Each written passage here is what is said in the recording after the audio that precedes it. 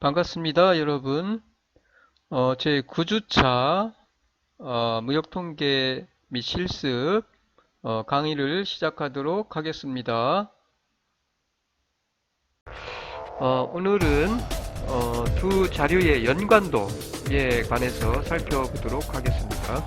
두 자료가 서로 어떠한 관계에 있는지에 대한 그 관계, 두 자료의 관계에 대해서 살펴보도록 하겠습니다.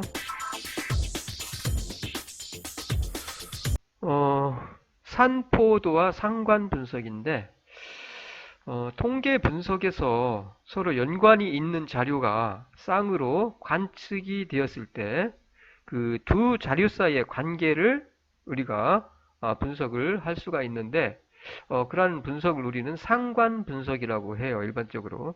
상관관계, 관계가 있는지 없는지에 대한 거죠. 그 두 자료 사이에 관계가 있는지 없는지에 대한 분석을 우리는 보통 상관 분석이라고 하고요. 산포도를 그려보면은 산포도를 산점도라고도 하고요. 산포도라고도 하는데 산포도를 그려보면은 우리는 그 두 자료 사이에 관계가 있는지 없는지 알 수가 있어요. 요 아래에서 보는 바와 같이 예를 들어서 요 아버지의 키죠. 아버지의 키와 아들의 키죠. 요 키와 그 아버지의 키와 그 아들들의 키 사이 어떤 관계가 있는지 없는지를 보는 거죠. 그리고 수출과 GDP, 그다음에 저축률과 GDP 사이에 어떤 관계가 있는지 없는지, 혹은 차량의 주행 속도와 제동거리. 자, 속도가 느릴 경우와 속도가 빠를 경우, 속도가 아주 빠를 경우에 그 멈출 수 있는 거리, 제동거리, 그 관계죠. 그 관계. 이와 같이 두 자료 사이의 관계를 우리는 분석을 할 수가 있습니다. 어떤 관계에 있는지, 관계가 있는지 없는지, 어느 정도 영향을 주는지, 그런 관계를 우리가 상관 분석을 할 수가 있어요.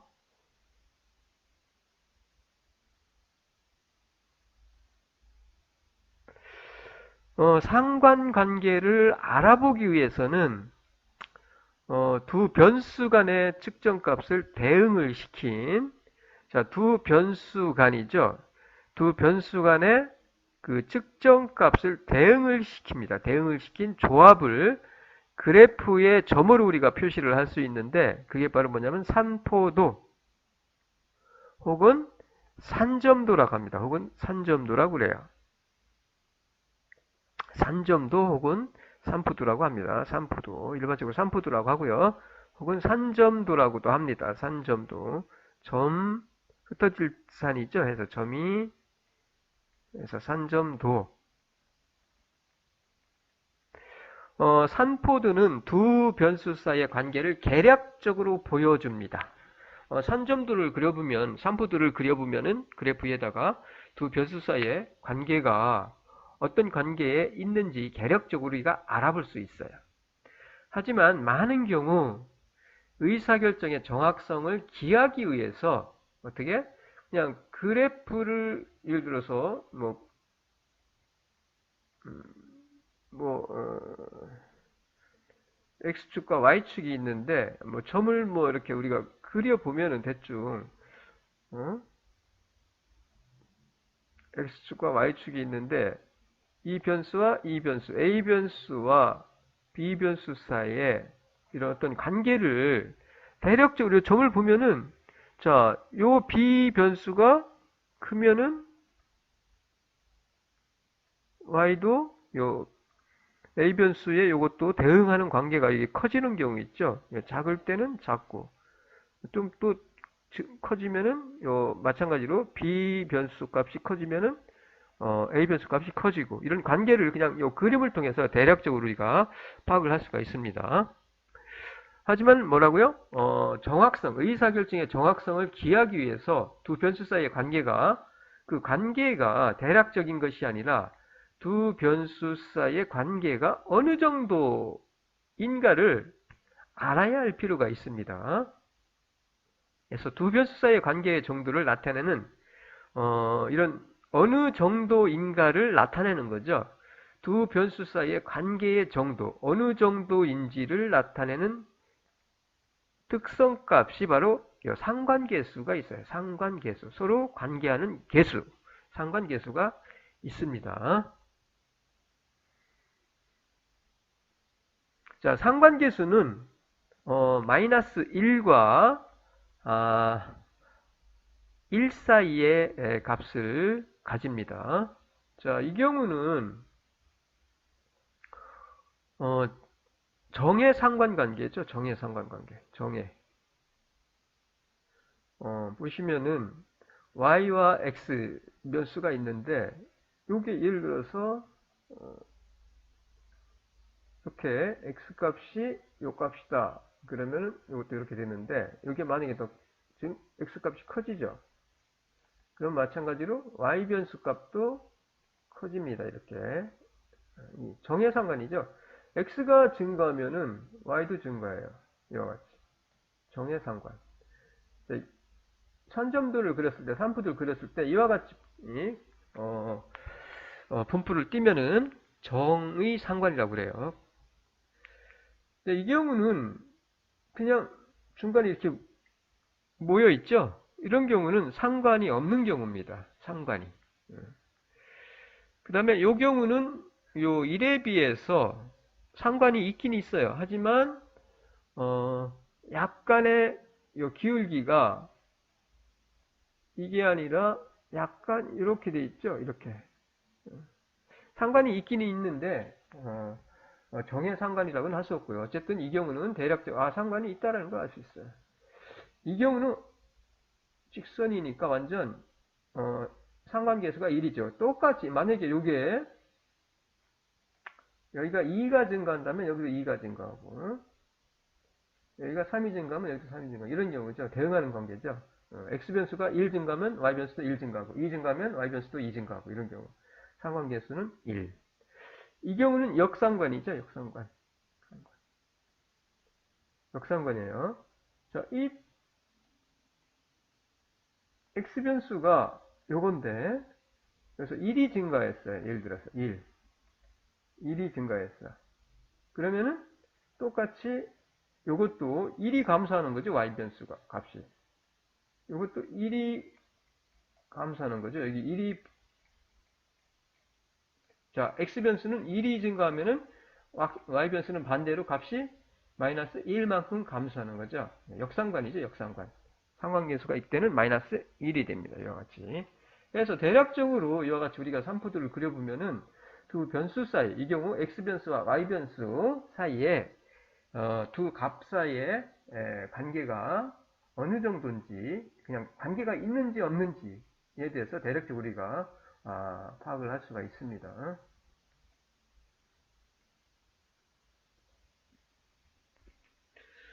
자, 상관의 정도, 우리가 상관계수를 산출을 하면은 숫자로 나타낼 수 있는데 아까 말씀드렸듯이 마이너스 1에서 1 사이 값을 가진다고 그랬어요. 정의 상관일 경우는 0 이상입니다. 0 이상일 때 정의 상관, 아니 정의 상관이라고 할 수 있는데 그 정도를 우리는 이렇게 구분할 수가 있어요. 그 값을 가지고 0.0에서 0.2 사이 이 경우는 거의 상관이 없어요. 그러니까 0.2 이하는 거의 상관이 없다고 우리가 판단을 하고요. 그리고 0.2에서 0.4 사이에 만약에 그 값이 상관계수가 약한 관계에 있다라고 할 수 있고요. 그리고 0.4에서 0.7 사이의 값을 가질 경우는 그 상관계수가 0.4와 0.7 사이에 있을 경우는 아주 강한 상관이다라고 우리가 할 수 있고요. 그리고 0.7 이상이면은 매우 강한 상관이라고 할 수 있어요. 즉 서로 아주 강한 관계에 있다라는 걸 알 수 있죠. 두 변수 사이에. 이렇게 우리가 일반적으로 이렇게 판단을 하시면 돼요. 이 정도면은 뭐 관계가 있다라고 보통 볼 수 있어요. 0.2에서 0.4는 약한 관계에 있다라고 할 수 있고요. 그래서 이렇게 상관의 정도는 이 상관 계수를 가지고 우리가 판단을 합니다. 그 다음에 공분산입니다. 공분산. 상관계수를 우리가 산출하기 위해서 요 공분산에 대한 것을 이해를 하시면 돼요. 공분산은 두 변수 값이 각각의 평균으로부터 떨어져 있는 정도를 나타내는 특성체. 앞에서 우리가 분산 배웠었죠. 분산은 변수의 값이 평균으로부터 떨어져 있는 정도를 나타내는 값이었죠. 평균을 냈죠. 그 떨어진 거리에 대한. 각각의 값들이 평균으로부터 떨어져 있는 정도를 갖다가 그 떨어져 있는 거리를 평균을 낸 게 바로 분산이었어요. 여기서는 두 변수 값이에요. 각각의 평균으로부터 그 두 변수의 값이 떨어져 있는 정도를 나타내는 특성치예요. 공분산은 두 가지니까 변수가. 그래서 공분산이에요. 그냥 분산이 아니라. 그래서 특성치로서 편차의 곱슬 복잡할 거 없어요. 복잡할 건 없습니다. 편차의 곱입니다. 편차의 곱을 평균한 거예요. 편차의 곱을 그냥 분산에서도 그 편차를 갖다가 편차의 평균이 바로 분산이었잖아요. 근데 편차를 전부 다 빼고 더하고 해주면 0이 되기 때문에 편차 제곱을 해서 우리가 평균을 내줬어요. 여기서는 그냥 편차의 곱을 평균해주면 돼요. 간단합니다. 공분산은. 보세요. X변수와 Y변수 두 변수죠. 자, X변수의 편차죠. 이거는 X변수의 편차. 요거는 X변수의 편차입니다. 편차.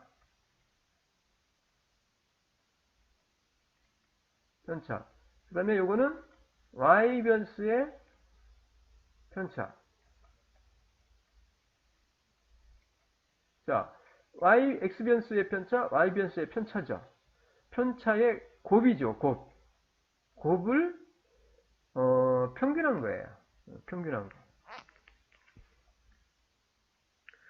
편차의 곱을 더합니다. 그러니까 편차의 그 X변수면 X 1변수, 2변수, 3변수, 4변수, Y도 Y 1변수, 2변수, 3변수 변수가 있잖아요. 그러면 각각의 값에 대한 편차가 있잖아요. 그 편차 대응하는 그 편차의 값을 X1의 편차, X1의 편차, Y1의 편차 곱해주고, X2의 편차, Y2의 편차 곱해주고, X3의 편차, Y3의 편차 곱해주고 해서 XN의 편차, YN의 편차를 곱해준 다음에 이거는 더하라는 뜻이잖아요. 더한 다음에 데이터 수, n으로 데이터 수를 나타내요. 데이터 수로 나눠주면은 그게 뭐야?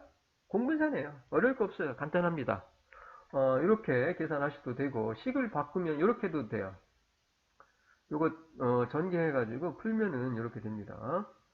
x값과 y값 곱한 값에서 각각의 변수죠. x변수의 값, y변수의 값을 곱한 데에서 각각의 x변수의 평균, y변수의 평균을 빼준 다음에 그 다음에 더해서 n으로 나눠줘도 똑같아요. 위에하고 뭐 이걸로 그냥 쉽게 그냥 이걸로 하셔도 돼요. 요 위에 걸로 그냥 하셔도 되고요. 이걸로 하셔도 되고. 자, 공분산 아셨죠? 공분산은 편차의 곱을 평균한 값이 바로 공분산이다. 이렇게 이해하시면 되고요. 그 다음에 그 x값이 커질 때, 자, x값이 커질 때, y값이 커지면, 이 값은 공분산을 어떻게 해요? 코베리언스, 요 공분산, xy의 공분산이에요. 공분산은 플러스 쪽으로 커집니다. 자, x값이 커져요. 그럼 y값도 커져. 그럼 공분산은 어떻게? 이것도 커져요. 플러스 쪽으로. 그 다음에 x값이 작아질 때 y값이 작으면 이거 반대죠. 자, 요게 x값이 작아질 때 자, y값도 작아지면 요 공분산 값은 마이너스 쪽으로 커집니다. 커져요. 그리고 공분산이 제로인 경우에는 관찰값들이 무작위로 분포되어 있는 경우에요. 0인 경우. 그러니까 아까 우리가 x축과 y축이 있었는데 x변수와 y변수가 있었는데 이게 막 무작위로 막 돼 있는 경우, 이게 관계가 무작위로 돼 있는 경우죠. 그러면 이 경우는 두 변수, 무작위니까 관계가 없는 거예요, 이게. 관계. 두 변수 사이에 뭐라고요? 두 변수 사이에 관계가 전혀 없다는 것을 의미해요. 이게 무작위로 이렇게 이게 분포되어 있는 경우. 그렇게 이해하시면 돼요. x값이 커질 때 y값이 커지면 공분사는 플러스, x값이 작아질 때 y값이 작아지면 공분사는 마이너스로 커지고요. 그리고 공분산이 제로인 경우는 서로 두 변수 사이에 관계가 전혀 없다. 무관계라고 할 수가 있습니다. 이렇게 여러분이 이 공분산에 대해서 이해를 하시면 돼요. 자, 공분산 아셨죠? 뭐라고요? 편차의 곱을 평균한 것. 편차, 각각의 편차, x변수, y변수 각각의 편차 곱해서 편차의 곱을 평균한 거니까 편차를 낸 다음에 곱해서 더해주면 돼요. 쫙. 그 다음에 데이터 수로 나눠주면 평균이 되겠죠. 그래서 공분산을 구할 수가 있어요. 이게 공분산이고요.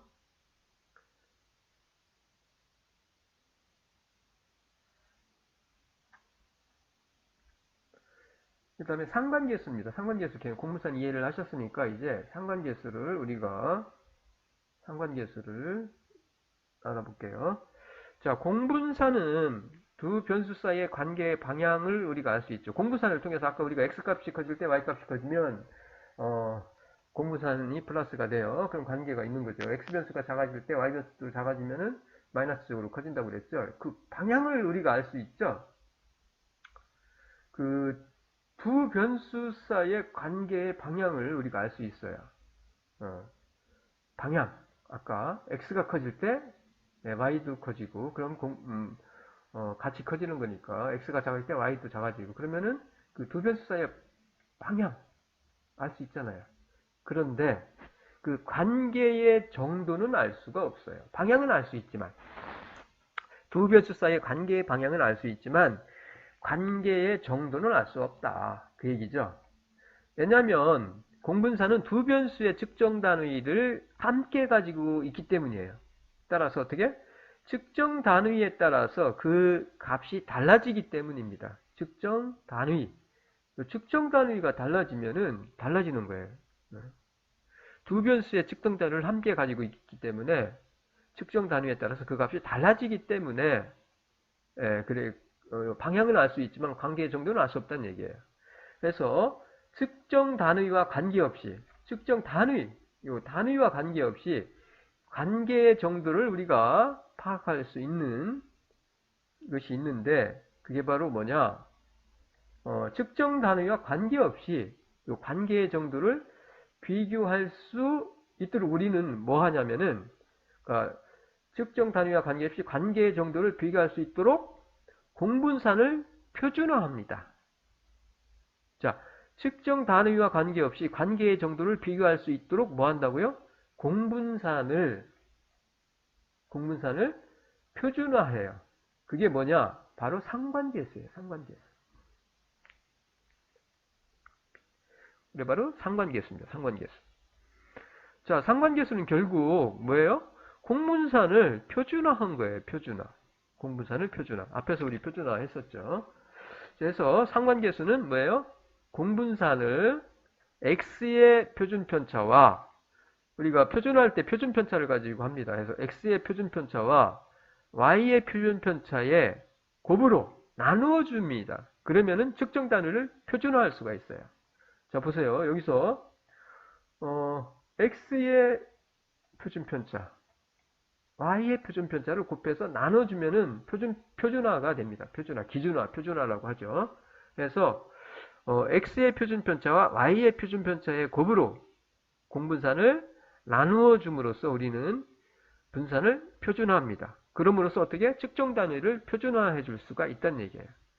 이와 같이 분자의 단위와 분모의 단위가 서로 상쇄되어 없어지면은 자, 분자의 단위와 분모의 단위가 서로 상쇄가 돼서 없어지면 측정 단위와 관계없이 어떻게? 측정 단위와 관계없이 중립적인 값에 의해서 관계 정도를 우리는 파악을 할 수가 있습니다. 해서 우리는 분산을 표준화함으로써 상관계수를 산출을 통해서 우리가 측정 단위와 관계없이 중립적인 값으로 그 두 변수 사이의 관계의 정도를 알 수 있다는 얘기입니다. 그래서 모집단의 상관계수는 요거는 상관계수를 나타내요. 상관계수.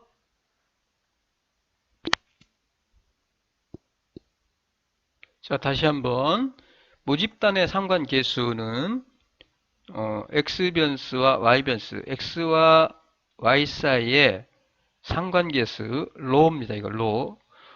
상관계수는 공분산을 xy의 요 공분산을 표준화한 건데 저 공분산을 뭘로 나눠줘요? x의 표준편차, y의 표준편차죠. x변수, y변수의 표준편차로 이렇게 표준편차로 나누어주면 됩니다. 이와 같이 모집단의 상관계수는 공분산을 표준화한 것 이렇게 이해를 하시면 돼요. 그러면은 우리가 상관계수를 구할 수가 있어요.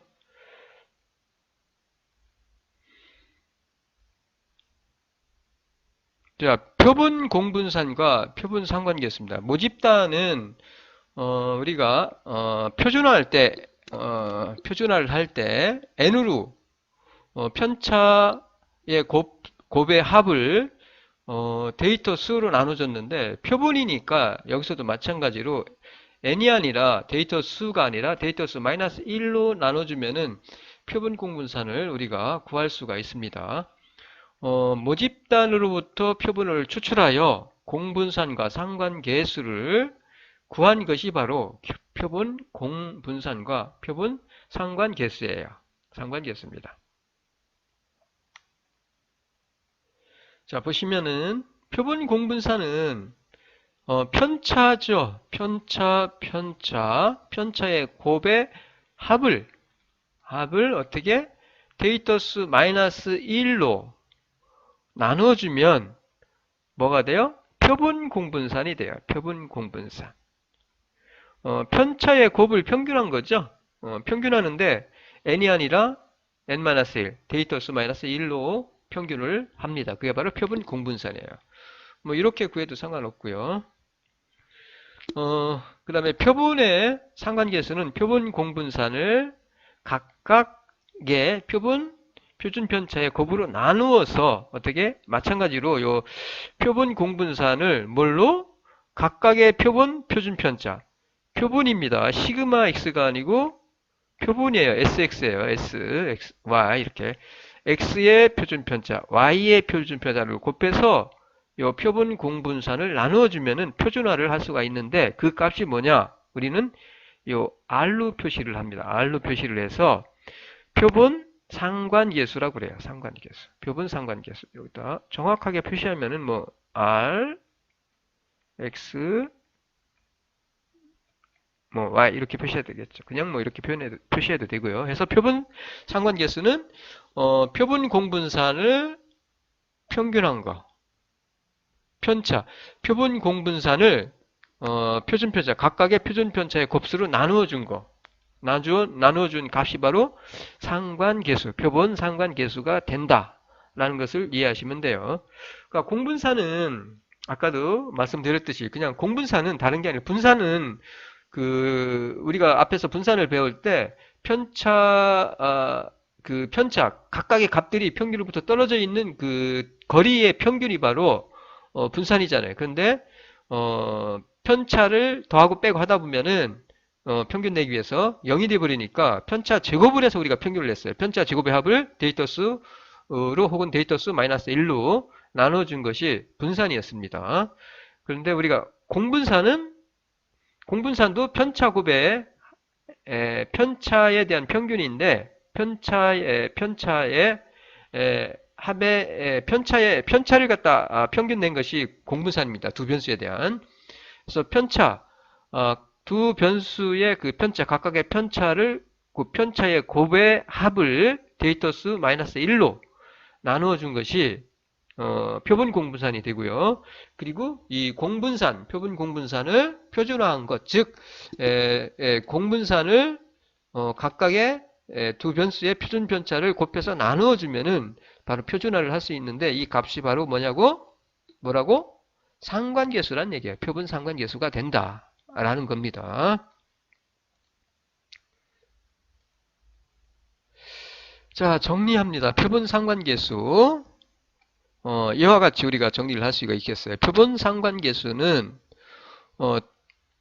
평균을 일단 우리가 계산하기 위해서 평균을 내야 되겠죠. 평균. X 변수의 평균, Y 변수의 평균. 그리고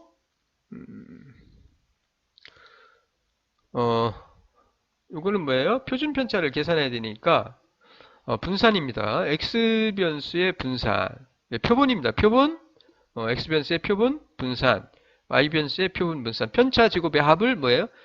편차 제곱의 합을 데이터수 마이너스 1로 나눠주면은 X 변수의 분산, Y 변수, 각각의 Y1, 2, 3 해서 Y 변수의 편차 제곱의 합을 데이터수 마이너스 1로 나눠주면 뭐라고?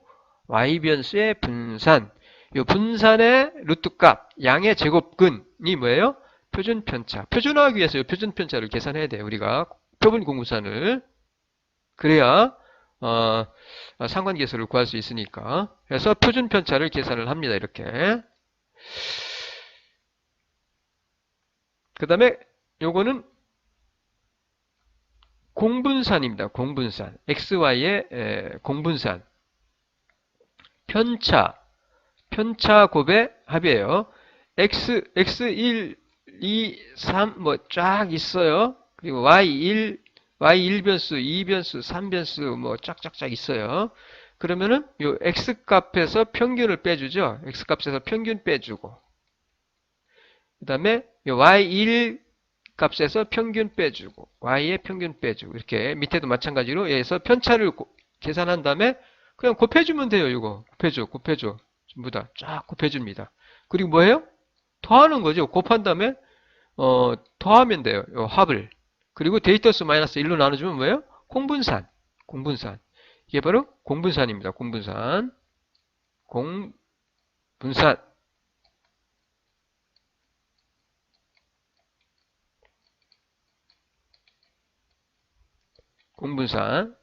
그 다음에 이 공분산을 표준화하는 거죠. 어떻게 표준화해? 앞에서 구한 X변수의 표준편차, Y변수의 표준편차 곱해서 나눠주면은 그게 뭐야? 바로 표본 상관계수가 된다라는 얘기입니다.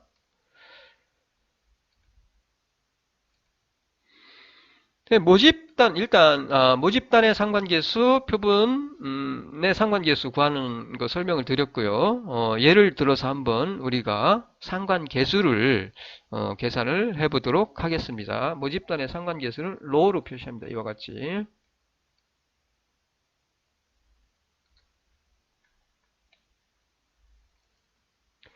자, 모집단의 상관계수 보시다시피 상관계수 두 변수 사이죠. 신장과 체중 사이에 관계가 어느 정도인지를 보는 거예요. 당연히 우리가 추측할 수 있겠죠. 키가 클수록 당연히 체중도 많이 나가겠죠. 그런 관계가 어느 정도인지를 보는 거죠. 그 관계를 보고 싶은 겁니다. 요 신장과 체중 사이의 관계가 그 관계의 정도를 측정하는 통계량은 상관계수인데 관계가 있는지 없는지를 한번 보는 거죠. 그래서 신장과 체중과 관계가 어느 정도인지를 한번 보는 거예요. 이렇게 키가 이렇게 돼 있는데 자, 그럼 일단 평균을 계산을 하면 되겠죠. 요 X변수, 신장, 체중 변수 평균을 계산하면은 뮤 X 변수의 평균은 159.6이 나왔고 Y의 평균이죠. 체중의 평균은 뮤Y 57.6kg이 나왔습니다. 159.6m가 나왔고요. 자, 그러면 일단 우리가 그 순서대로 표준편차를 계산을 하시면 돼요. 분산을 구하고 표준편차를. 앞에서 우리가 분산, 표준편차 설명을 드렸듯이 그대로 이용을 하시면 됩니다. 편차를 계산해요, 일단. 요 x 변수의 요 첫 번째 170에서 요 159.6 빼주고 편차죠. 편차.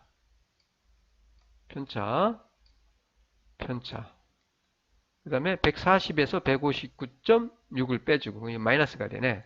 이렇게 편차죠. 편차. 그 다음에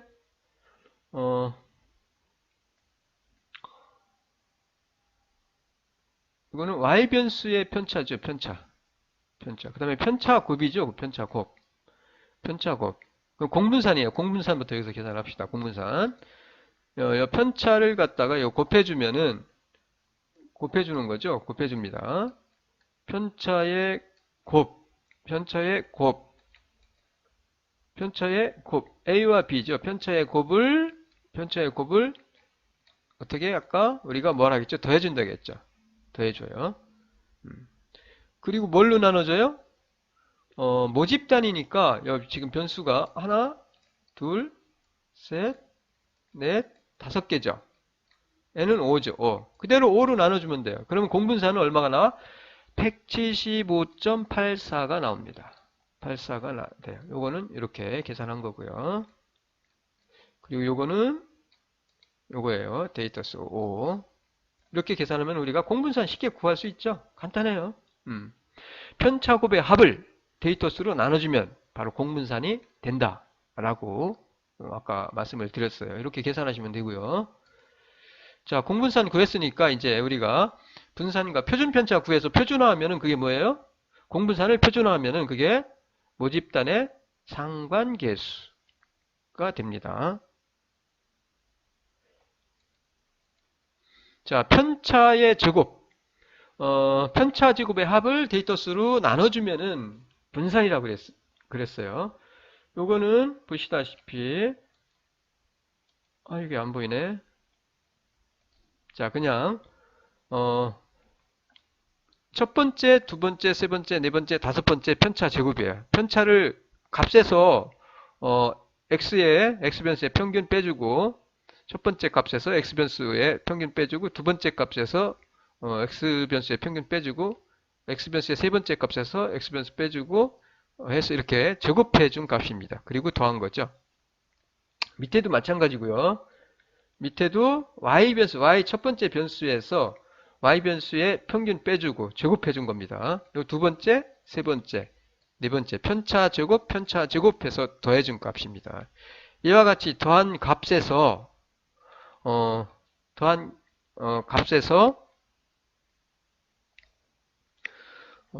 분산은 모집단이니까 데이터수 합이 x변수 편차제곱의 합은 773.2 이고요. 그리고 요 y변수의 편차제곱의 합은 1009.2입니다. 요거를 뭘로 나누죠? 데이터수로 나눠주면은 바로 분산을 계산할 수 있고요. 그리고 이거의 양의 제곱근 루트 쓰면 되죠. 요거를 루트 쓰여주면은 이렇게 양의 제곱근 150 뭐 계산기로 계산하시면 돼요. 64 이게 요거하고 똑같아요. 요거 이렇게도 계산할 수 있어요. 2분의 1승 하면은 제곱근 구할 수 있어요. 양의 제곱근. 그래서 계산하면 12.44 12.44가 나오네. 표준편차. 그다음에 y변수의 표준편차는 루트 201.84 이렇게도 계산하고요. 똑같아요. 2분의 1승, 이건 승이에요, 승. 그래서 계산하면 14.21이 나오네, 반올림에서. 자, 그럼 표준편차 계산했으니까 여기서는 그냥 다 계산을 했는데 앞에서 구한 우리가 공분산을 표준화해 준다겠죠. 어떻게? 요 두 표준편차, 모집단의 공분산을 상관계수는 공분산을 표준화해 주는데 어떻게? 표준편차로 나눠주면 돼요. 곱해서. x변수의 표준편차, y변수의 표준편차 곱해서 나눠주면은 표준화입니다. 그게 뭐예요? 표준화한 값이 뭐냐면 상관계수가 되는 거예요. 자, xy의 상관계수는 이렇게 계산을 하면은 표준편차 곱해서 공분산을 나눠주면은 상당하네요. 관계가 있네. 0. 뭐 1에 가깝잖아. 뭐 1이네요. 반올림하면. 그냥 0.99니까 신장과 체중 사이에는 아주 강한 상관관계에 있다라고 우리가 설명을 판단할 수가 있습니다. 그러니까 신장과 체중 사이에는 관계가 높다는 얘기야. 아주 관계가 높다. 강한 상관관계에 있다라고 할 수가 있는 거죠. 이렇게 상관계수를 우리가 모집단에 대한 상관계수를 계산을 해봤고요. 뭐 어려울 건 없어요. 간단합니다. 그냥 분산에 대해서 우리가 이해를 하고 계시면 돼요. 그 다음에 공분산, 그 다음에 그 공분산을 표준화한 값이 바로 상관계수다 라는 거. 자, 지금까지 설명했던 거 이거 뭐 엑셀로다가 한 건데 그냥 정리한 겁니다. 이거는 신장과 체중 계산할 때 이렇게 x 편차, 그 다음에 요거는 공분산을 계산하기 위해서 x편차와 y편차 곱해주는 거죠, 아까. 그래서 합 내고, 그리고 데이터 수로 나눠주면은 공분산이 됐잖아요. 공분산.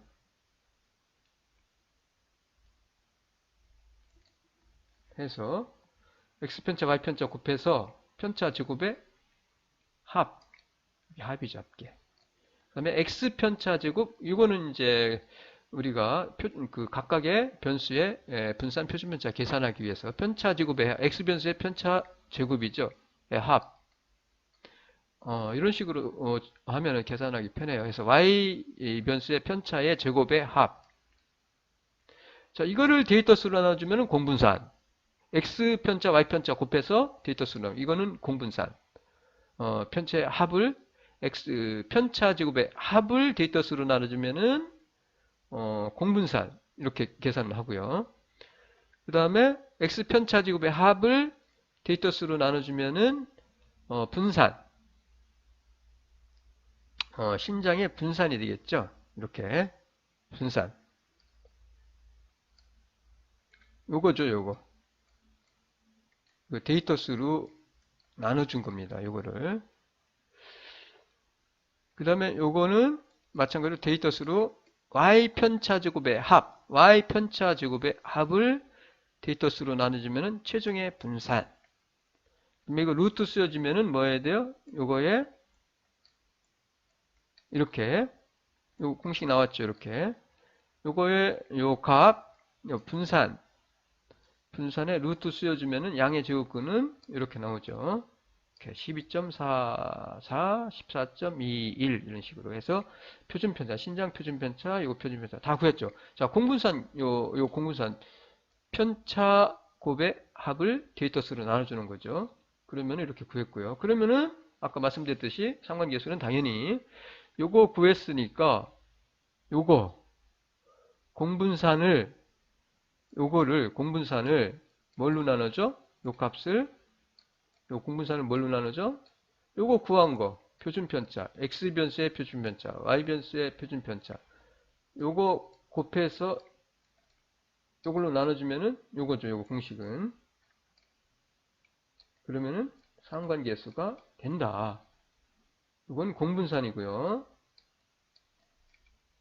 공분산.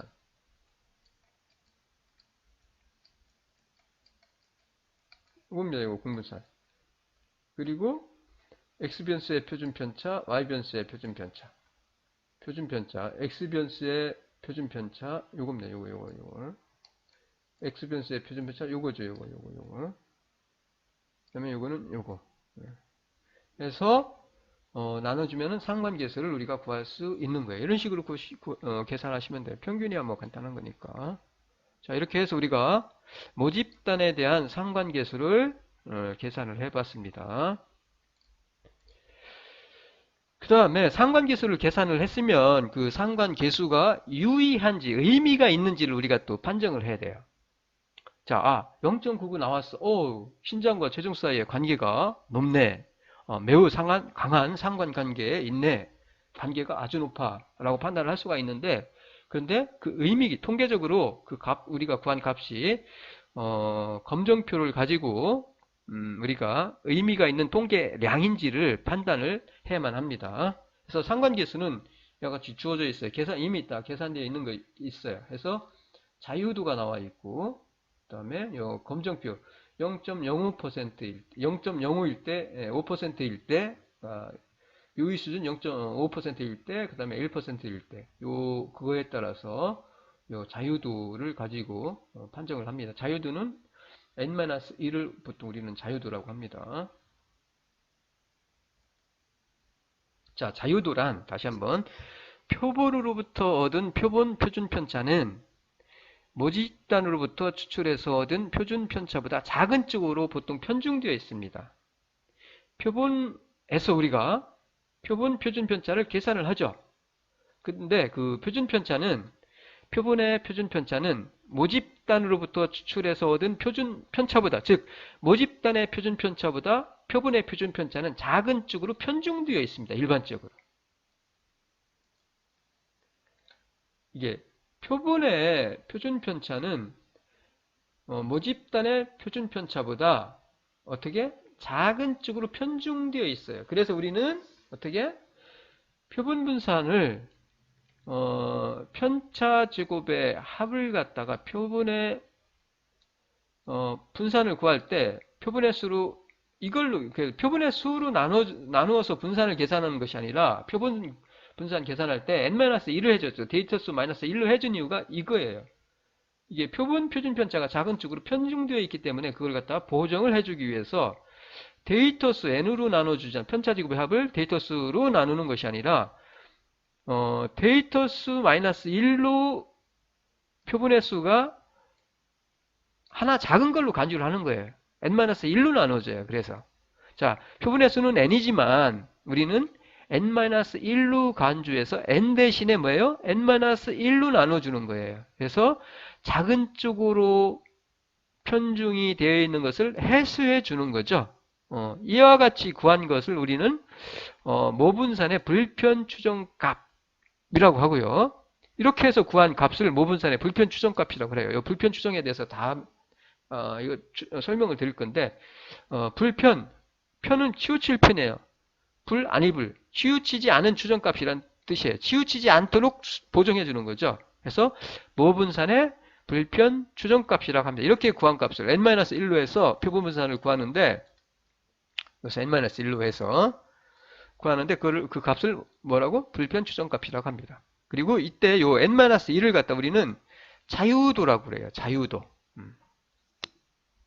그래서 모분산의 불편 추정값, 즉 표본의 표준 편차는 요거라고 생각하시면 됩니다. 표본의 표준 편차는 뭐라고? n-1로 해서 구하는데, 즉 n-1로 해서 우리가 표본 분산을 구하는데 그 표본 분산 값을 불편 추정값이라고 합니다. 이렇게 해서 편차 제곱의 합을 자유도로 나눠주는 거예요. 즉 n-1로 n이 아니라 데이터 수가 아니라 데이터 수 -1로 왜 보정해주기 위해서 치우친 것을 이렇게 이해하시면 돼요. 해서 자유도는 n-1 일반적으로 n-1입니다. 변수가 두 가지라면은 자유도는 n-1이 아니라 n-2가 돼요. 여기서는 그냥 하나의 변수, 하나의 그룹에 대한 어떤 변수 그룹에 대한 분산을 구할 때 자유도는 n-1인데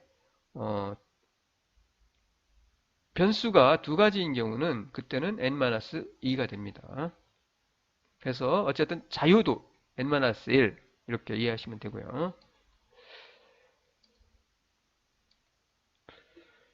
자, 모집단 상관계수 계산을 다시 한번 해볼게요. 공장에서 제품을 생산을 할 때 온도 관리가 매우 중요하죠. 자, 온도와 불량률 사이의 관계를 좀 보고 싶은 거예요. 이 경우는 온도 관리가 중요한데 약간의 온도차로 불량품이 발생할 수 있어요. 그래서 어느 정도 상관관계가 있는지를 온도와 불량률 사이의 그 관계예요. 이와 같이 온도는 X변수, 불량률은 Y변수입니다. 퍼센트예요.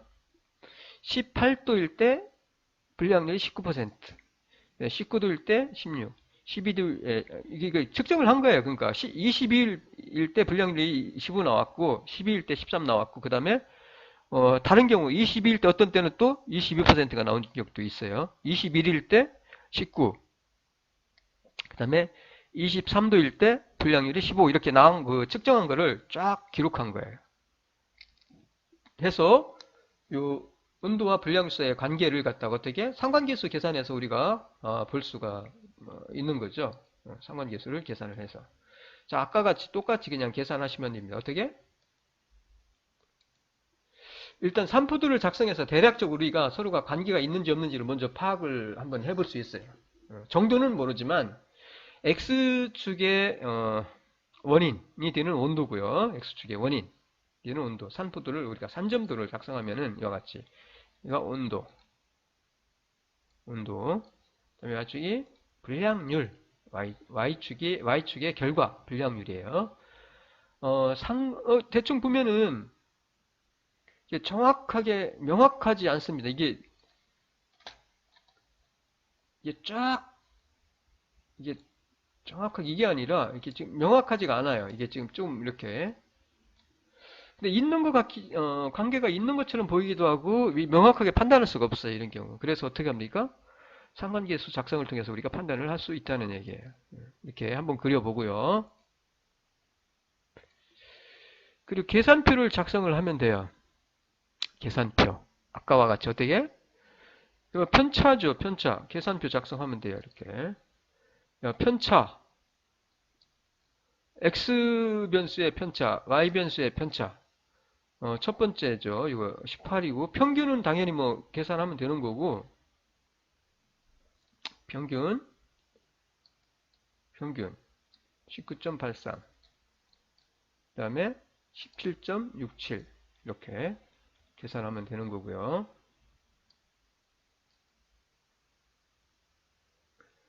그 다음에 지금 말씀드렸듯이 편차를 계산한 다음에 편차 제곱이죠. 편차 제곱. 편차 제곱. 그러니까 X변수의 편차 제곱, Y변수의 편차 제곱.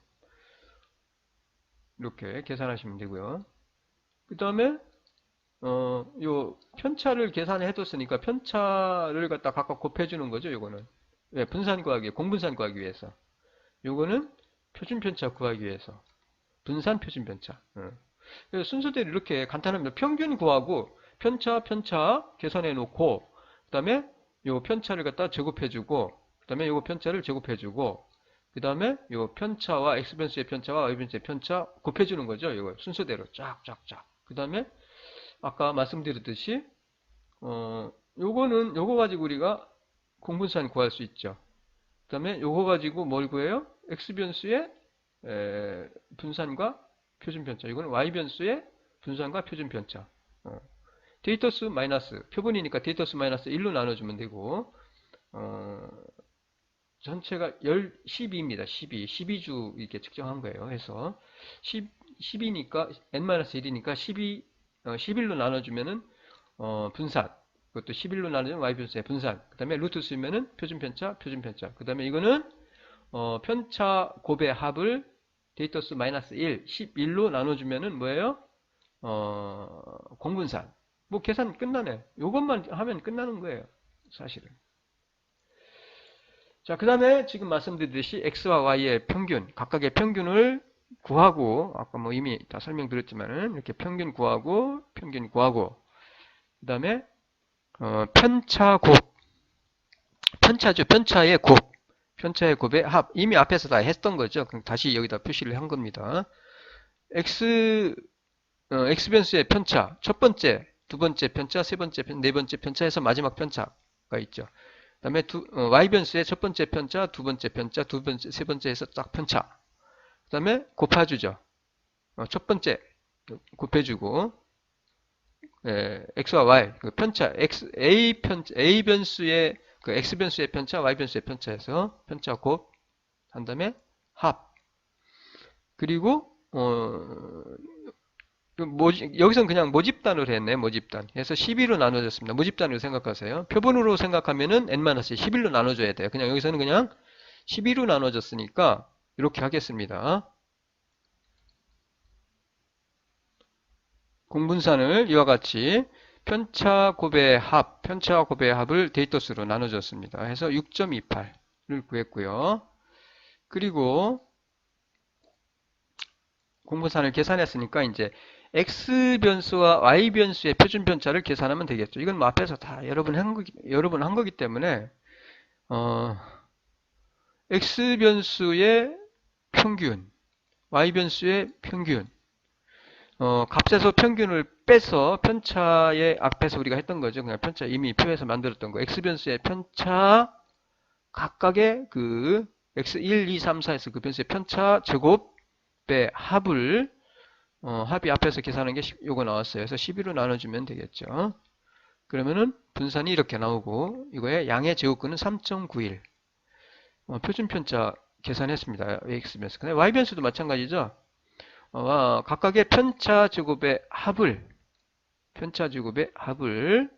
이게 편차 제곱의 합이에요. 데이터 수로 나눠준 게 8.6 분산. 그 다음에 이거의 양의 제곱근. 그래서 2점 벌써 다 나왔네요. 앞에서 공분산 구했으니까 이제 요 값과 요 값 곱해서 뭐예요? 공분산을 나눠주면 되죠. 표준화하면은 그게 바로 뭐가 돼? 상관계수. 그래서 모집단의 상관계수는 이와 같이 모집단의 상관계수는 우리가 구한 공분산 그 다음에 x변수의 표준편차 y변수의 표준편차 곱해서 나눠주면은 요 공분산을 표준화합니다. 그러면 0.56이 나왔네요. 관계가 어느 정도 있네요. 관계가 0.5니까 0.56이니까 그러면 상관계수는 0.565 구한 상관계수 어느 정도 0.56 관계가 있다는 거 알 수 있어요. 그러면 이렇게 구한 상관계수가 의미가 있는지를 우리가 통계적으로 유의한지 의미가 있는지를 판단을 해야 되는데 이게 의미가 있는지 검정을 하시면 됩니다.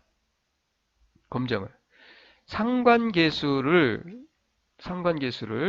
검정을 합니다. 검정하는데 요 검정을 할 때 자유도는 이때는 1이 아니에요.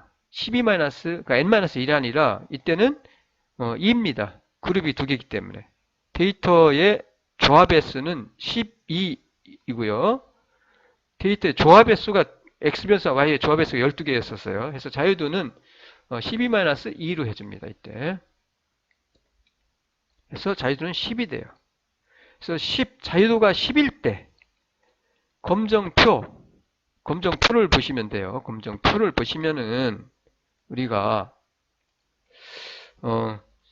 자유도가 10일 때 우리가 상관계수 값이 0.565예요. 565.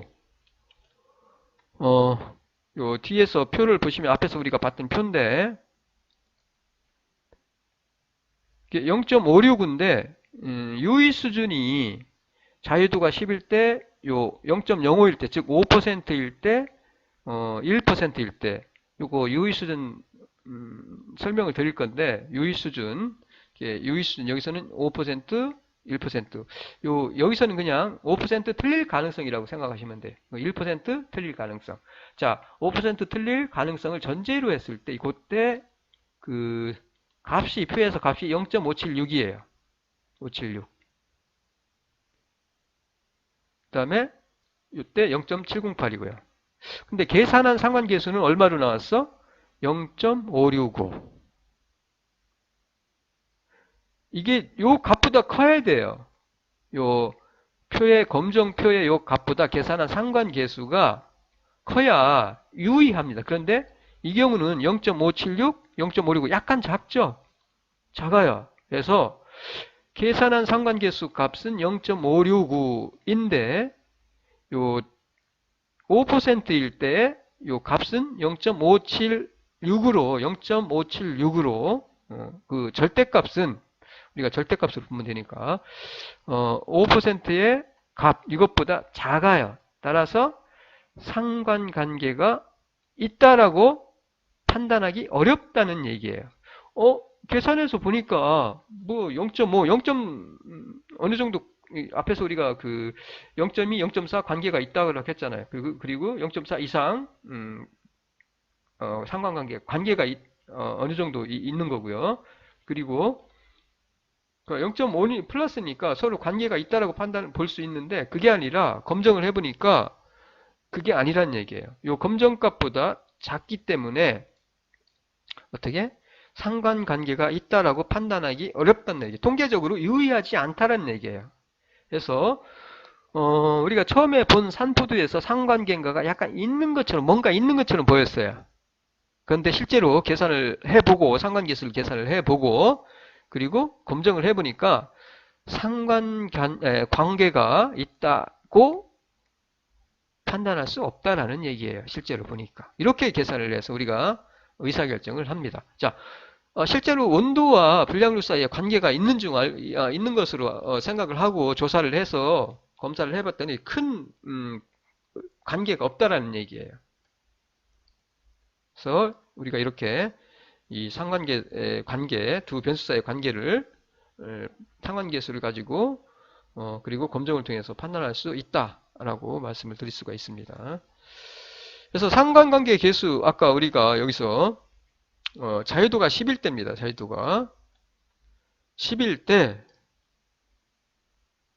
그러니까 5%일 때 0.576이었잖아요. 우리가 구한 거는 0.565였어요. 그러니까 이거는 뭐 1%일 때고 더군다나 안 되고요. 그래서 요게 바로 우리가 앞에서 요거죠. 자, 상관관계의 경우 자유도는 조합의 수 마이너스 2입니다. 그래서 우리가 요거는 관계가 없다 이렇게 판단할 수 있습니다. 자, 정리합니다. 표본 상관계수 이거 아까 했던 거예요. 일단은 평균을 계산을 하시고 표본 모집단에 대해서 똑같아요. 근데 그 방법은 단지 우리가 분산 표준편차 계산을 할 때 데이터 수로 나눠주냐 데이터 수 마이너스 1로 나눠주냐라는 거죠. 표본의 경우는 보정을 해주기 위해서 작은 쪽으로 표본의 경우 표준편차가 작은 쪽으로 치우쳐지기 때문에 자유도 n-1로 해서 우리가 분산을 구하고 표준편차를 구한다는 거 그것만 기억하시면 돼요. 그래서 표준편차 이렇게 우리가 앞에서 했던 거니까.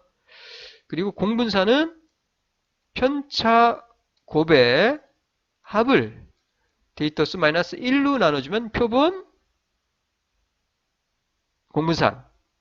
공분산이 된다는 거. 요 공분산을 표준화하죠. 뭘로? 요 구한 표준편차를 곱해서 나눠주면은 표본의 상관계수를 구할 수 있어요. 뭐 절차는 똑같습니다. 모집단의 상관계수를 구하는 거나 표본의 상관계수를 구하는 거나 절차는 똑같아요. 단지 요것만 다를 뿐입니다. 요거.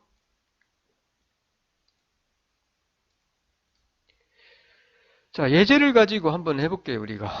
이건 표본입니다, 표본. 똑같아요. 순서는 똑같으니까.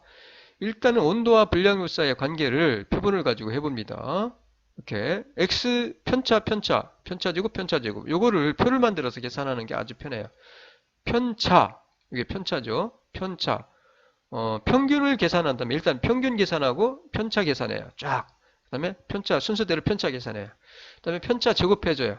편차 제곱. 그 다음에 편차 곱을 해줘요. 그러면은 요 편차 제곱의 합을 가지고 우리가 분산과 표준편차 계산하고 그 다음에 y변수의 그 y편차 제곱의 합을 데이터 수 마이너스 1로 나누어서 분산을 계산하고 양의 제곱근에서 표준편차 계산하고 편차 곱의 합 요 편차와 편차 곱해서 요 값 계산하면 되겠죠. 이렇게 순서대로 차례대로 그 다음에 쫙 계산한 다음에 합을 계산할 수 있겠죠. 이 합을 데이터 수 마이너스 1로 나눠주면 그게 바로 표본 공분산이 되겠죠. 그럼 뭐 요 공분산을 이 값과 요 표준편차 루트 해가지고 요 공분산을 나눠주면 그게 뭐예요? 표본의 상관계수. 간단하죠. 뭐 공식이 사실 필요 없어요. 그래서 요 순서대로 한번 볼게요. 자, 계산하면 이렇게 됩니다. 계산하면은 이렇게 나와요. 이렇게 나옵니다. 밑에가 아까 안 보였는데 이렇게 x변수의 편차 제곱의 합, y변수의 편차 제곱의 합, 그 다음에 두 변수의 편차 곱의 합. 이거 n-1로 나눠줘요. 10이니까 11로 나눠주고 이거 11로 나눠주고 이거 11로 나눠지고, 이거는 X변수의 분산, 이거는 Y변수의 분산, 이거는 두 변수의 공분산. 표본 공분산이에요. 이거 루트 쓰여주면 되겠죠. 루트 쓰여주면. 이거 곱해서 요 값을 나눠주면은 뭐가 돼요? 상관계수. 간단하죠? 간단합니다. 자, 뒤로 넘어갈게요. 자, 이와 같이 일단 삼푸도를 그려서 보니까 관계가 있는 것처럼 보이네요. 이거 자료가 달라요. 보니까 어느 정도 그래도 X변수, Y변수 뭔가 관계가 있는 것처럼 보여요. 이렇게 우상향. 아니면 이렇게 하면 역상관이고요. 만약에 이렇게 지금 우상향이죠? 이게 증가면 이것도 증가하니까. 이렇게. 근데 만약에 이게 역상관이다 라고 하면 이게 만약 역상관이면 이쪽으로 이렇게 되겠죠. 그 삼푸도가. 그래서 이렇게 표를 보고 관계 있는 것처럼 보여요. 그럼 어느 정도 있는지를 한번 알고 싶은 거죠. 그러면 상관계수를 계산하시면 돼요. 자, 상관계수 산출이에요. 평균 일단 계산하시고 아까 뭐 표에서 이미 다 설명드렸어요. 평균 계산하고 편차 계산하시고 편차 제곱 계산하시고 그 다음에 편차 곱을 해주시고 그 합을 내고 Y변수 편차 계산하시고 편차 제곱의 합 계산하시고 그 다음에 편차 두 변수의 편차 곱 계산하시고 합을 내주시고 분산 이렇게 편차 곱의 합 Y변수의 편차 곱의 합 그 다음에 데이터수 마이너스 1 표본이니까 데이터수 마이너스 1 그 다음에 요 값 분산을 루트 써주면 표준편차 Y의 표준편차 Y변수의 그 다음에 공분산 아까 우리가 표에서 X변수의 편차 Y변수의 편차가 쫙 있었죠. 곱해주면 돼요. 곱해서 편차 곱의 합을 데이터수 마이너스 1 나눠주면 공분산. 그럼 끝나죠. 요거를 공분산을 뭘로? 표준화해요. 어떻게? X변수의 표준편차, Y변수의 표준편차 곱해서 나눠주면은 상관계수를 계산할 수가 있다는 얘기죠. 그대로 그냥 계산을 하시면 돼요. 그래서 계산을 하면은 이렇게 값을 우리가 구할 수가 있습니다. 그래서 상관계수는 0.64 벌써 649니까 뭐 아까보다 훨씬 크게 나왔네. 0.64994 0.649네요. 0.649 상관계수가. 그러면은 아까 우리가 그 표를 보고 판단을 하시면 되겠죠. 자, R은 0.649 반올림에서 4예요. 자유도는 10이니까 우리가 그 조합의 수가 10이니까 그래서 2를 빼주면 10이 나와요. 10. 자, 10일 때 자유도가 649는 요 값보다 크네. 이 값보다는 작지만, 그러니까 1%에서는 해당이 안 되고, 여기서는 5%일 때 0.576인데, 계산한 상관계수가 0.649로 나왔으니까, 유의하다라고 우리가 말씀을 드릴 수가 있습니다. 이 경우. 유의하다. 의미가 있다. 그렇게 생각할 수 있어요.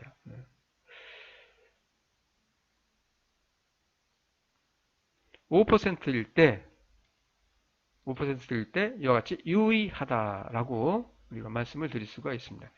0.6494니까 이와 같이 크잖아요. 요 값보다 요 값이 크잖아요. 유의해요. 의미가 있어요. 서로 관계가 있다는 거 알 수 있어요. 이 경우는. 온도와 불량률 사이에 관계가 있다. 따라서 온도를 어떻게 잘 관리를 해야 불량률을 줄일 수 있다라는 것을 우리가 판단할 수 있겠죠. 그 얘기입니다. 자, 오늘은 여기까지 하겠습니다. 과제는 요 상관계수 계산을 하고 검정을 통해서 구한 상관계수가 의미가 있는지 없는지에 대한 과제가 하나 나갑니다.